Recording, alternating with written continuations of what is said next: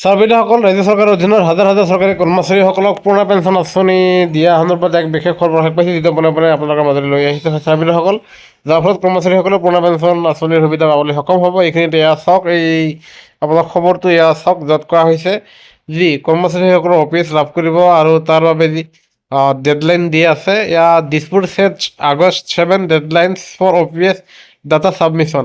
যিসকল কৰ্মচাৰীসকলে অপিএছৰ সুবিধা পূৰ্ণ পেঞ্চন আঁচনিৰ সুবিধা লাভ কৰিব, সেইসকল কৰ্মচাৰীসকলৰ যি যাৱতীয় তথ্য সেয়া অহা 7 আগষ্টৰ ভিতৰত সেয়া বিভাগীয় কৰ্তৃপক্ষৰ ওচৰত জমা দিয়াৰ কাৰণে ইয়াৰ যোগে জনাইছে। অন্যথা কৰ্মচাৰীসকলৰ পূৰ্ণ পেঞ্চন আঁচনি পাবলৈ সক্ষম নহ'ব।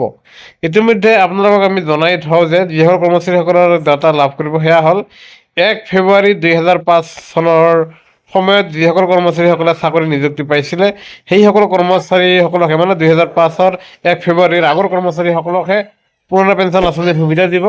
আনহাতে বাকী কৰ্মচাৰীসকলক কিন্তু পুৰণা পেঞ্চন আঁচনিৰ সুবিধা নিদিব। আৰু সেই গতিকে আমি ক'বলৈ ওলাইছোঁ যে যিসকল কৰ্মচাৰীয়ে এই পুৰণা পেঞ্চন আঁচনিৰ সুবিধা লাভ কৰিব, কিন্তু ইতিমধ্যে বিভাগৰ হাতত সেইসকল কৰ্মচাৰীসকলৰ তথ্য নাই। সেয়েহে দিছপুৰৰ ফালৰ পৰা বিত্ত বিভাগে আপোনাৰ ৰাজ্য চৰকাৰৰ অধীনৰ যি বিভাগ আছে সেই বিভাগসমূহৰ পৰা কৰ্মচাৰীসকলৰ তথ্য বিচাৰিছে আৰু সেয়েহে 2005-ৰ 1 ফেব্ৰুৱাৰীৰ আগৰ কৰ্মচাৰীসকলক পুনৰ পেঞ্চন আঁচনি প্ৰদান কৰিব। আৰু এই খবৰটো প্ৰকাশ পোৱাত আমি আপোনালোকৰ মাজত লৈ আহিলোঁ।